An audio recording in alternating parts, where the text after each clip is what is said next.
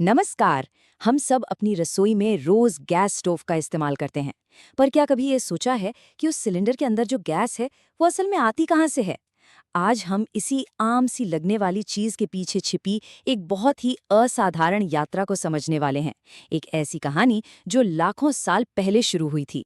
तो सवाल बहुत सीधा है कि ये गैस आती कहाँ से है, पर इसका जवाब उतना सीधा नहीं है। ये कहानी किसी एक फैक्ट्री की नहीं, बल्कि धरती के करोड़ों साल पुराने इतिहास की है। तो चलिए इस लंबे सफर पर निकलते हैं। हमारी कहानी का जो पहला पड़ाव है वो हमें लाखों करोड़ों साल पीछे ले जाता है, एक ऐसे वक्त में जब पृथ्वी आज जैसी तो बिल्कुल नहीं थी। जरा सोचिए, करोड़ों साल पहले हमारी धरती घने जंगलों और विशाल समुद्रों से ढकी हुई थी। उस वक्त के पेड़ पौधे और समुद्री जीव जब मरे तो वो धीरे धीरे मिट्टी और चट्टानों की परतों के नीचे दबते चले गए, और फिर हजारों लाखों सालों तक ऊपर की परतों के जबरदस्त दबाव और धरती के अंदर की गर्मी ने इन दबे हुए अवशेषों को धीरे धीरे एक गाढ़े काले तरल में बदल दिया, जिसे आज हम कच्चा तेल या क्रूड ऑयल के नाम से जानते हैं। तो चलिए अब प्राचीन अतीत से निकलकर सीधा आज के जमाने में आते हैं, जहां सबसे बड़ी चुनौती इन छिपे हुए खजानों को खोजना और फिर उन्हें धरती के गर्भ से बाहर निकालना है। एक बहुत मजेदार बात यह है कि तेल जमीन के नीचे किसी तालाब या झील की तरह जमा नहीं होता। ये असल में चट्टानों के बेहद बारीक सुराखों में फंसा होता है। अब वैज्ञानिक इन तेल भंडारों को खोजने के लिए साइज्मिक वेव्स का इस्तेमाल करते हैं। मतलब वो जमीन में कंपन पैदा करते हैं, और जब ये तरंगें अलग अलग चट्टानों से टकराकर वापस लौटती हैं तो कंप्यूटर उनका पूरा विश्लेषण करके एक नक्शा बना देता है कि तेल कहाँ मिल सकता है। एक बार जब जगह पक्की हो जाती है तो फिर ड्रिलिंग का मुश्किल काम शुरू होता है। अगर तेल जमीन पर है तो वहां बड़ी बड़ी ऑन शोर रिग्स लगाई जाती हैं, और अगर तेल का भंडार समुद्र के नीचे है तो वहां समुद्र के ऊपर तैरते हुए बहुत बड़े बड़े ऑफशोर प्लेटफॉर्म बनाए जाते हैं, जो समंदर की सतह में कई किलोमीटर गहराई तक ड्रिल कर सकते हैं। अब देखिए, ड्रिलिंग से जो कच्चा तेल निकलता है वो बहुत गाढ़ा, काला और गंदगी से भरा हुआ होता है। इसे हम सीधे सीधे इस्तेमाल नहीं कर सकते, इसलिए इसे एक बहुत बड़ी फैक्ट्री में भेजा जाता है, जिसे हम रिफाइनरी कहते हैं। रिफाइनरी में एक तरह का जादू होता है। यहाँ कच्चे तेल को लगभग 400 डिग्री सेल्सियस पर बहुत ज्यादा गर्म किया जाता है, जिससे वो भाप बन जाता है। इस गर्म भाप को एक बहुत ऊंचे टावर में भेजा जाता है। अब जैसे जैसे ये भाप टावर में ऊपर उठती है वो ठंडी होती जाती है, और यहीं पर कमाल होता है।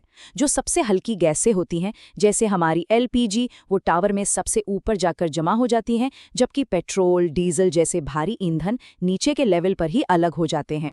तो ये एलपीजी आखिर है क्या चीज़? ये मुख्य रूप से दो गैसों का मिक्सचर है, प्रोपेन और ब्यूटेन। और इसकी सबसे खास बात जानते हैं क्या है? वो ये कि जब इस पर बहुत ज्यादा प्रेशर डाला जाता है तो ये गैस से लिक्विड यानी तरल में बदल जाती है। और इसी कमाल के गुण की वजह से इतनी सारी गैस को एक छोटे से सिलेंडर में भरना और एक जगह से दूसरी जगह ले जाना मुमकिन हो पाता है। लेकिन रुकिए, कहानी अभी खत्म नहीं हुई है। रिफाइनरी से निकलने के बाद भी गैस को सीधे सिलेंडर में नहीं भर दिया जाता। इससे पहले कुछ बहुत ही जरूरी कदम उठाए जाते हैं। सबसे पहले तो गैस को एक प्रोसेसिंग प्लांट में भेजा जाता है, जहां उसे एकदम साफ किया जाता है।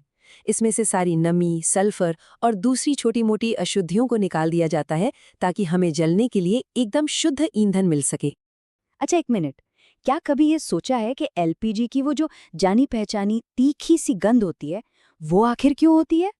सच तो ये है कि एलपीजी में अपनी कोई गंध होती ही नहीं है। जी हाँ, ये पूरी तरह से गंधहीन होती है। इसमें जो तेज गंध हमें आती है वो असल में जानबूझकर मिलाई जाती है। सुरक्षा के लिए इसमें एथिल मरकैप्टन नाम का एक केमिकल मिलाते हैं, ताकि भगवान न करे अगर गैस कभी लीक हो तो इसके गंध से हमें फौरन पता चल जाए और कोई बड़ा हादसा होने से बच जाए। तो अब हमारी गैस शुद्ध भी है और सुरक्षित भी। अब यहाँ से शुरू होता है इसका हजारों किलोमीटर लंबा सफर। जहाँ से ये बनती है वहाँ से लेकर उन जगहों तक जहाँ इसकी जरूरत है। इस साफ गैस को पहले लाखों लीटर वाले बहुत बड़े बड़े स्टोरेज टैंक में जमा किया जाता है। फिर वहां से इसे विशाल समुद्री जहाज़ों में लादकर हजारों किलोमीटर दूर दूसरे देशों तक पहुंचाया जाता है। बंदरगाह पर उतरने के बाद इसे स्पेशल रेल टैंकरों और फिर ट्रकों के जरिए देश के कोने-कोने में बने प्लांट्स तक भेजा जाता है।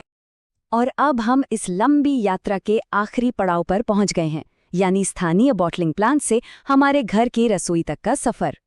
हमारे शहरों के पास जो सिलेंडर भरने वाले प्लांट होते हैं, वहां सबसे पहले खाली सिलेंडरों की बहुत बारीकी से जांच की जाती है। कहीं कोई जंग तो नहीं, कोई दरार तो नहीं, किसी भी खराब सिलेंडर को फौरन हटा दिया जाता है। इसके बाद ऑटोमेटिक मशीनें हर सिलेंडर में एकदम सटीक 14.2 किलो गैस भरती हैं। फिर इन भरे हुए सिलेंडरों को ट्रकों में लादकर हमारी लोकल गैस एजेंसियों तक भेज दिया जाता है। और आखिर में हमारी गैस एजेंसी से एक डिलीवरी कर्मचारी उस भारी सिलेंडर को उठाकर हमारे घर तक पहुंचाता है। ये इस बहुत बड़े और जटिल नेटवर्क की सबसे आखिरी और शायद सबसे जरूरी कड़ी है, जिसमें न जाने कितने लोग लगे हुए हैं। इस पूरी लंबी चौड़ी प्रक्रिया का जो असर हुआ है वो बहुत ही गहरा है। एलपीजी ने करोड़ों घरों से लकड़ी और कोयले के जहरीले धुएं को हटाकर हमारी रसोई को साफ और सुरक्षित बनाया है। इसने न सिर्फ खाना पकाने को तेज किया, बल्कि घर के अंदर होने वाले प्रदूषण को कम करके लाखों करोड़ों लोगों की सेहत को भी बेहतर बनाया है।